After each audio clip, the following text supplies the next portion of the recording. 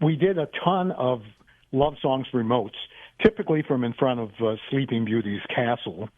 We would have our client party there every year, which turned into the launch party for the all Christmas music season. But we did some concerts even on the old Frontierland stage behind the covered wagons where they had served barbecue. That is the voice of legendary Southern California program director Jhani Kaye, known for KOST 103.5, K-Earth 101, and 94.7 The Wave. And last time we were talking about Disneyland, and our conversation continues now with even more about Walt Disney's original Magic Kingdom. Well, do you know the story about Art Linkletter and Disneyland? I know that he hosted the grand opening ceremony along with Walter himself and Ronnie Reagan and Bob Cummings. Bob Cummings, yep. Well, Walt really wanted Art Linkletter, but Art wanted too much money. But Walt was determined to get Art to host the show. So what he did was, I don't know if it was Walt's idea. I think it was probably Art's idea. He goes, look, you can't afford me, but tell you what, you're going to sell film in the park, right? He goes, yep, Polaroid and Kodak. He goes, I want to control the concession of film for 10 years, and I'll do it for you. Mm. So Art Linkletter made us a huge fortune just selling movie film and still film at Disneyland Park. One thing I regret Disney not having done, I mean, Disney did so many things right, but one thing that I wish they had done, which they didn't do, is take movie footage of the interior of their dark rides. You got a lot of footage of their rides that are outside, from the Matterhorn to the Autopia, but there's very little footage of the original Peter Pan, the original Mr. Toad, Alice in Wonderland. Although with Alice in Wonderland, it changed very little from its opening in 1958 until its closing in 1982 when it got renovated with the Fantasyland renovation. Part of the problem with that was film stock couldn't capture dark images. And if you lit it up, it wouldn't look right. Mm. So it was almost impossible, given the film speed of the emulsions, to capture the effect of those rides. Many of them were rides that you only saw because of blacklight. That's true, yeah. Like Adventure Through Space was another one in Tomorrowland. That was one of my favorites. But somebody did, about 17 years ago, did a CGI recreation of the ride using photographs people had taken inside the ride, both from the architectural and the cast members themselves when it was being constructed. Somebody filmed it back in the early 80s using a Sears Betacam, so you got some of the images there. And so he also went with architectural plans and as well as his own personal memory to recreate it pretty accurately. The only thing he said that he wasn't able to get was the different boxes as you go toward the ride. He wrote Adventure Through Inner Space on each of the factoid boxes because he couldn't remember what each of those boxes said. And he didn't have any reference back then. But, he was one of the creators said, I want my son to see the ride I enjoyed. And then when my son saw it, I was like, that's it for the ride. He says, I realized how outdated the ride was when my son didn't enjoy it the way I did. But, and then somebody else recreated recently Alice in Wonderland as it appeared from 58 to 82. It was done by several former and current Imagineers of Disney. It's on YouTube. It's really neat looking because it's the way I remembered it, with the upside down room to begin with, and then the stupid tea party, as Alice called it, at the end. And I was like, oh my goodness, it just was like constant flashback. And they also used a lot of Mary Blair artwork. Of course, Mary Blair was the artist that Walt looked up to with the artwork for Small World and then the Contemporary Hotel. And even Tomorrowland 67 on each side had that Mary Blair artwork, which unfortunately is no longer seen in Tomorrowland. If you recall, when you come out of the Alice in Wonderland part of the castle there, you're one story up in the air and you meander back and forth left and right to get back down to the ground. Well, one day, I have a memory of when I was a young guy, the Skyway went right over the ride there, Alice in Wonderland. Oh, yeah. And I'm looking up at night one night, and someone is throwing money out of their bucket, the Skyway bucket. And I finagle my way out of the Alice in Wonderland ride, and I'm up there on the second story trying to pick up this money, which I soon discovered was paper money, just Monopoly money or whatever. And the Disney employees were not happy with me that night. Oh, goodness. I got to tell you a story of a coworker of mine. He's been audio taping Disneyland since the mid-'70s and started videotaping it with his home movie camera since the early 90s. He told me this was during the summer of 1975, and the Main Street Electrical Parade was happening. So he decided to go in the Haunted Mansion, and he got off of his doom buggy in the scene where you have the ballroom where the person's blowing out the birthday candles. Right. So he takes his Panasonic portable cassette player recorder and puts it to each of the speakers in order to capture each element of music. And he does that, and then he finally gets finished. But when he was finished, the parade had let out, and so all the doom buggies were occupied. He was like, oh my gosh, what do I do? So he finally found an empty doom buggy, jumped onto it, and right when he jumped onto it, the ride stopped, and you saw all these cast members or guards walking across the ledge there looking for my coworker who was getting in the way of everything. You bet. Yeah, security. Of course, everything's under the surveillance of a video camera these days, so you can never get away with that. No. That actually happened to somebody. I don't know if this is true or not because I don't know the person, but they said a friend of theirs, this was in the late 80s, early 90s, decided to ride Pirates of the Caribbean. They jumped from their boat up to the bed where they had that pirate that was looking through the magnifying glass, and he decided to take some of the treasure, and they, of course, kicked him out. But the thing was that they escorted him out of the front entrance, but he had his hand stamped, plus he still has ticket stubs, so all he did was he just went to the monorail station of the Disneyland Hotel and got back in the park that way. Yeah. Today there was a story on the internet. It's kind of sad, in my opinion, being one of the original Disney attendees. They've done away with the cast members at the gate where you first enter. Oh. They're gone. There are kiosks now or screens, and you pass through the entry and you hold up your ticket and it takes your picture automatically. So they've eliminated a bunch of employees, and it's a real shame because those cast members are the ones who help escort you into this other world. And you felt that things were changing because they were so happy and welcoming you in such a warm way. Yeah, I mean, there's a lot about Disneyland I miss from back in the day, and that just adds to it. I remember watching the grand opening. I think Walt Disney had this on the Disney Channel, where they show the grand opening of the Matterhorn, the monorail, and the submarine ride, which all opened up as far as the Tomorrowland expansion in 1959. And they had this Swiss band and dancers in front of the Matterhorn as they were presenting the grand opening. And me and a coworker were like, man, I miss those glory days, if you will. I mean, I really... Oh, yeah. They had the Matterhorn mountain climbers that would scale the Matterhorn. And they also had real live girls in mermaid costumes on the reef of the submarine voyage. You know the story about how some eager gentlemen would dive into the water to get themselves a mermaid. That's right. That's why they stopped having the girls out there. There were too many male college students who would take the dare and dive into the water. Now, you also did Love Songs of the Coast concerts. Was there ever a Love Songs of the Coast concert at Disneyland? Because they used to have the Space Mountain stage years ago before they had Captain EO there. It was an outdoor stage underneath Space Mountain. We did a ton of Love Songs remotes, typically from in front of Sleeping Beauty's castle. We would have our client party there every year, which turned into the launch party for the all Christmas music season.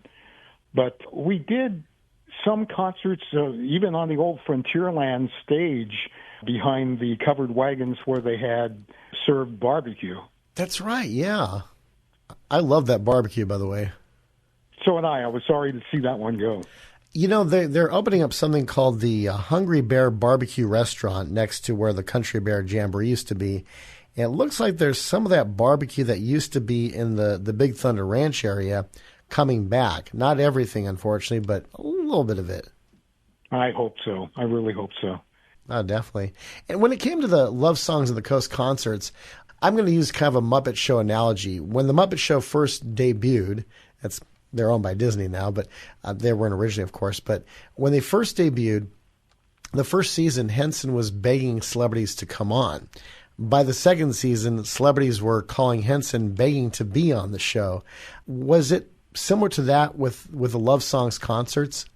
Yes, I will forever be indebted to Barry Manilow and Lionel Richie, because we wanted to do a Love Songs concert with both of them, not on the same bill at different times. Mm-hmm. And they both, God bless them, did the show for free. Wow. No fees. That's great. Oh, I know. And one of the biggest thrills of my career was I was at some restaurant in West Hollywood, and it was a closed event, and Lionel Richie and other people were there, and I walked up to Lionel to say hello, and he gave me a hug, and he whispered in my ear, he goes, I wouldn't have a career if it wasn't for Coast 103. And that meant so much to me. It was probably not entirely true, but it meant a lot just the same. Yeah, I remember he was the closing performing artist during the 1984 Olympics, the Games of the 23rd Olympiad at the Los Angeles Memorial Coliseum, where he sang all night long. So every time I hear that, I think about that closing ceremony. And Tim Conway Jr., who's on KFI in the afternoons now, had a great story about Lionel Richie. When Lionel Richie, this is around 1984, around that time, I think had about, 4 concerts at the Forum one time, and Conway was driving Richie each night to and fro. The first night, Lionel was in the back with his family, but then all the other nights, his family wasn't with him. He was just alone. So Lionel Richie actually rode in front with Tim Conway Jr. and told a bunch of great stories, and he loved Lionel Richie, just down-to-earth guy. And then my dad told me, my dad lives in Palm Desert, and he told me that Barry Manilow was doing a concert in the desert, and all the proceeds from the concert go toward different high schools' music departments. I forget what exactly it is, but you might know about that. Yes, Barry lives out there, and Barry and Lionel are such nice gentlemen. And if you played a small part, if you were a disc jockey in Montana and you played their music, they will acknowledge you for that. They appreciate how you helped their career, and there were so many cogs in the wheel. In fact, Barry Manilow also wrote lyrics to the American Bandstand theme for Dick Clark, and Dick Clark was the longtime spokesperson for KOST 103.5. Was there some sort of a connection between Dick Clark and Barry Manilow that helped that come about? Well, they're friends. So the way that came about is KOST is very successful, and we're trying to grow it, and we're doing research, and we're in Atlanta at the Cox headquarters, and we're on a lunch break, and one of the researchers goes, you know who would be the perfect spokesperson for KOST television commercials, but you'll never get them because it would cost a fortune. We said, who? And he said, Dick Clark. And we all shook our head. Oh, yeah, you could never get the Dick Clark to do your TV spots. Okay, fast forward. I'm at my office in Los Angeles at KOST, and Dick had a radio program called Rock, Roll, and Remember.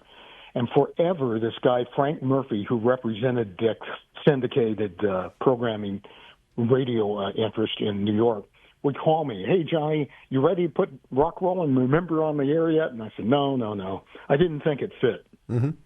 So one day my secretary, we called them secretaries at the time, not assistants, but I'll say assistant as well, because she was far more than a secretary. She buzzes me and goes, Frank Murphy's on the line, and I kind of go, oh, my God, how many times can I say no? And then it occurred to me. I got Frank on the phone. I said, Frank, you're calling about Rock, Roll, and Remember, right? He goes, yeah. I go, you tell Dick Clark that if he does my television commercials for free, I'll clear his program. Frank Murphy goes, he'll never do that. And I said, well, that's the deal, and I hung up. It was within 20 minutes. My phone's ringing. I pick it up. He goes, Jhani Kaye, Dick Clark. I understand I'm doing your TV commercials. And then he corrected me. He goes, look, I can't do them for free. I have to charge you $1 to be legal. I said, no problem. So Dick is doing the commercials for a year or maybe two, and I hired another production company to do them. I wasn't directing those commercials at that time. I directed Dick for about 17 years before he passed in all kinds of television commercials. But it all started with KOST 103 commercials. Wow. And we were coming up to a campaign for a new KOST 103 commercial. I happened to be in Hawaii, and the producer of the production company called me and said, hey, I'm in Hawaii too. Why don't you come over and we'll go over the budget? And I did. And, man, we were spending close to $100,000 on these commercials. And I went, wait a minute, I can't hit that number anymore. We don't have it. And so we started going line by line through the budget. He goes, well, we're shooting on 35 millimeter film. How about if we go down to 16? I said, no, I won't compromise quality. And he got down. This guy who didn't know better says, well, the director is getting $3,300 a day or whatever. And he goes, you're a director. Can't you direct TV? And I was smart enough. I was scared to death. But I said, sure. Of course, I never done it in my life, let alone directing a legend like Dick Clark. Mm-hmm. But that's how we saved another $3,000 or $4,000. And I did the gig.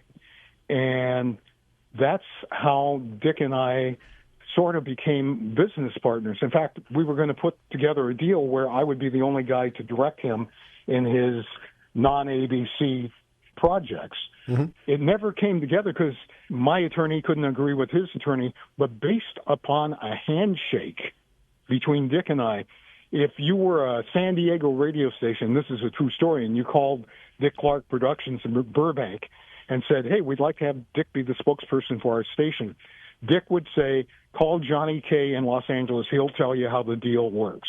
Mm. Wow. And so I got to direct him in all kinds of spots, even pharmaceutical spots we did together.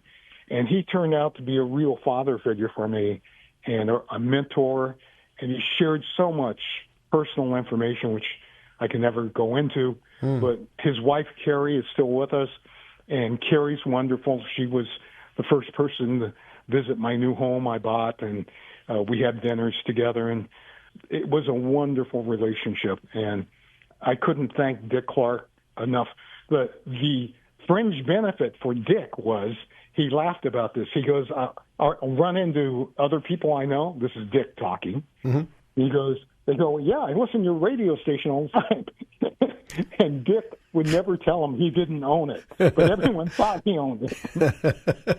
I remember, just Dick Clark, America's oldest teenager, and just all the accomplishments he had from 32 years of American Bandstand, the $10,000, $20,000, $25,000, $50,000, $100,000 pyramid, all the different dollar amounts, which are still aired in repeats to this day. I mean, he is still, to me, Mr. Pyramid as far as that classic game show is concerned.